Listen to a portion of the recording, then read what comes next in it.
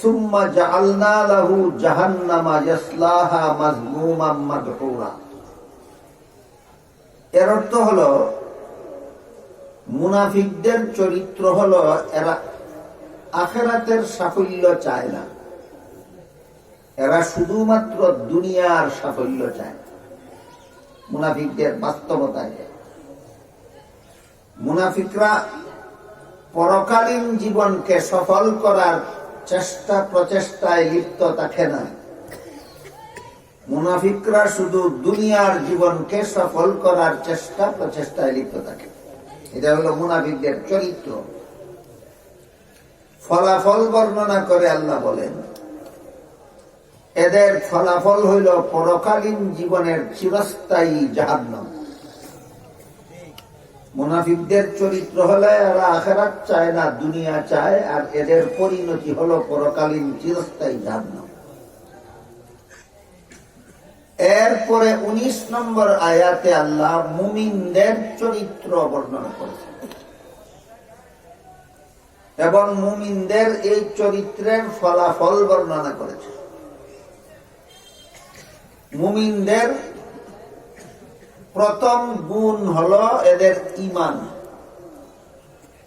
দ্বিতীয় গুণ হলো নেক আমল, তৃতীয় গুণ হলো সহিনিয়ত, চতুর্থ গুণ হলো নবীর তরিকা। ঈমান, আমল, সহিনিয়ত, নবীর তরিকা, এই চারটা জিনিস হইল মুমিনদের গুণ, মুমিনদের বৈশিষ্ট্য।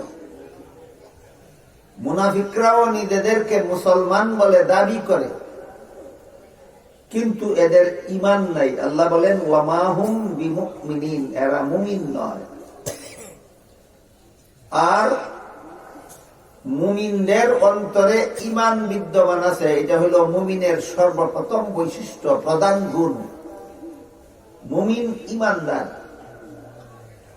দ্বিতীয় গুণ হলো নেক আমলওয়ালা, তৃতীয় গুণ হলো সহিনিয়ত রাখবে, চতুর্থ গুণ হলো নবীর তরিকা মতো আমল করবে।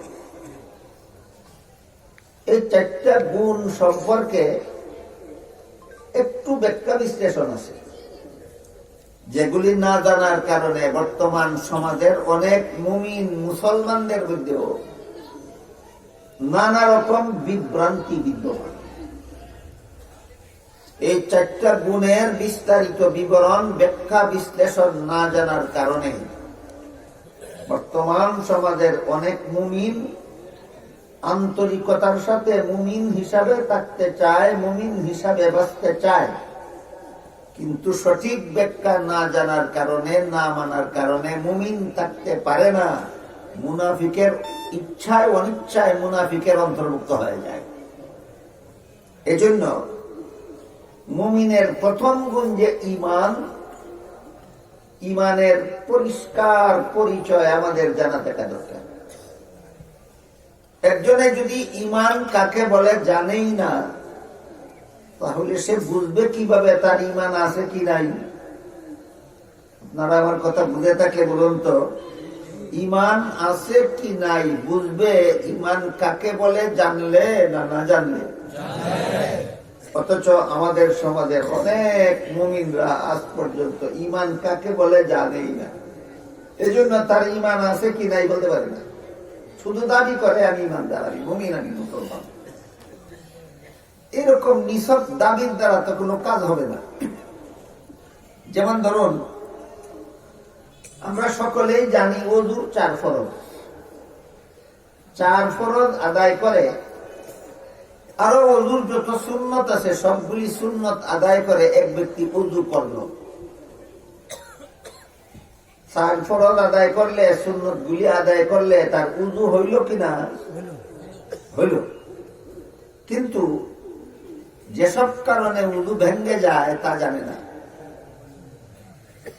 ওযুর 4 ফরজ জানে, ওযু করলো, ওযু হইল, কিন্তু কোন কোন কারণে ওযু থাকে না এগুলি জানে না। যেসব কারণে ওযু থাকে না এর মধ্যে একটা হলো পেশাব করা। তার যদি জানা থাকে না যে ওযু করার পরে পেশাব করলে ওযু থাকে না, এটা যদি জানে না, পেশাব করার পরেও মনে মনে ভাববে আমার উযু আছে, ঠিক হবে না? জি তার উযু নাই, উযু আছে ভাবে কেন? কারণ পেশাব করলে যে উযু থাকে না কথাটা জানে না জানে না। দেখেন, উযু নাই অথচ মনে মনে খেয়ালি ফুলাও খায় আমার উযু আছে। ইমানের ব্যাপারটাও ঠিক এরকম। কতগুলি কথা বিশ্বাস করলে ইমান হয়। এই বিশ্বাসগুলির কোন একটা বিশ্বাস যদি থাকে না, তাহলে আগে ইমান থাকলেও পরে আর এই উযু যেমন থাকে না, তেমনি ভাবে তার ইমানও থাকে না। এই বিষয়গুলি না জানার কারণে আমাদের বর্তমান সমাজের বহু মুসলমান, অসংখ্য অগণিত মুসলমান শুধু আমি কলেমা পড়েছি, কলেমা বিশ্বাস করি, আমি ইমানদার, আমি মুমিন, আমি মুসলমান, এইটুকু জানে। কিন্তু যেসব কারণে ইমান বাতিল হইয়া যায়, ইমান থাকে না, এসব কারণ না জানার কারণে ইমান ভঙ্গের কারণ সমূহে লিপ্ত হয়েও মনে মনে ভাবে আমার ইমান আছে। ঠিক এই ভাবনার ইমান আল্লাহর দরবারে কোনো কাজে আসবে। এই জন্য আমাদের পরিষ্কার ভাবে আগে বুঝে নিতে হবে ইমান কোন জিনিসটার নাম।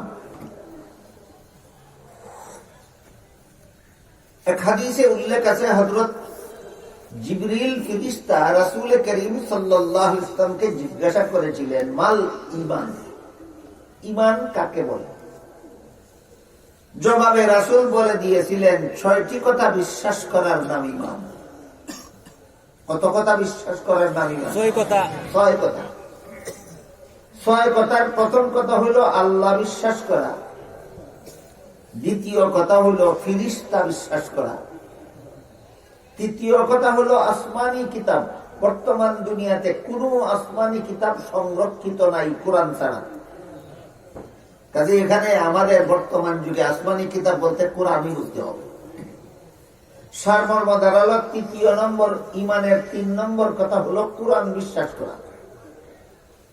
4 নম্বর নবী রাসূল বিশ্বাস করা। 5 নম্বর তকদীর বিশ্বাস করা। তকদীর কি, এই ব্যাপারে অনেকের অস্পষ্ট ধারণা আছে।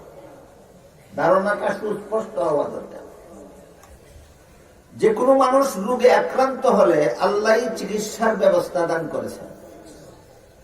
চিকিৎসকদেরকে চিকিৎসা বিদ্যাটাও আল্লাহ দান করে থাকে। কাজেই কোনো মানুষ রোগে আক্রান্ত হলে চিকিৎসকের কাছে যাওয়া, চিকিৎসকের মাধ্যমে তার রোগের চিকিৎসা করা, সেটা তার দায়িত্ব। এবং চিকিৎসাটা হলো রোগ মুক্তির একটা ব্যবস্থা। চিকিৎসাটা হলো রোগ মুক্তির একটা ব্যবস্থা। মনে রাখতে হবে, ব্যবস্থা, গ্যারান্টি নয়। এবার বলুন, গ্যারান্টি না ব্যবস্থা? ব্যবস্থা। চিকিৎসা রোগ মুক্তির ব্যবস্থা, গ্যারান্টি নয়। এই জন্য ডাক্তার প্রেসক্রিপশন দিয়া বলে, আমি ব্যবস্থা দিলাম, মুক্তি দেওয়ার মালিক আল্লাহ। ঠিক ইমানদার ডাক্তার যদি হয়, ডাক্তার যদি নাস্তিক না হয়, মুমিন মুসলমান ডাক্তার হলে ডাক্তারেও রোগীকে ব্যবস্থাপত্র দিয়া বলে, আমি ব্যবস্থা দিলাম, রোগ মুক্তি দেওয়ার মালিক আল্লাহ। কাজেই কোন ব্যবস্থায় কার রোগ সারবে আর কোন ব্যবস্থায় কার রোগ সারবে না, সেটা আল্লাহ ছাড়া কেউ জানে না। আল্লাহ যে এই অজানা জিনিসগুলি লেখে রেখেছেন, এই আল্লাহর লেখাটার নাম ওই তকদীর। লেখাটার নাম ওই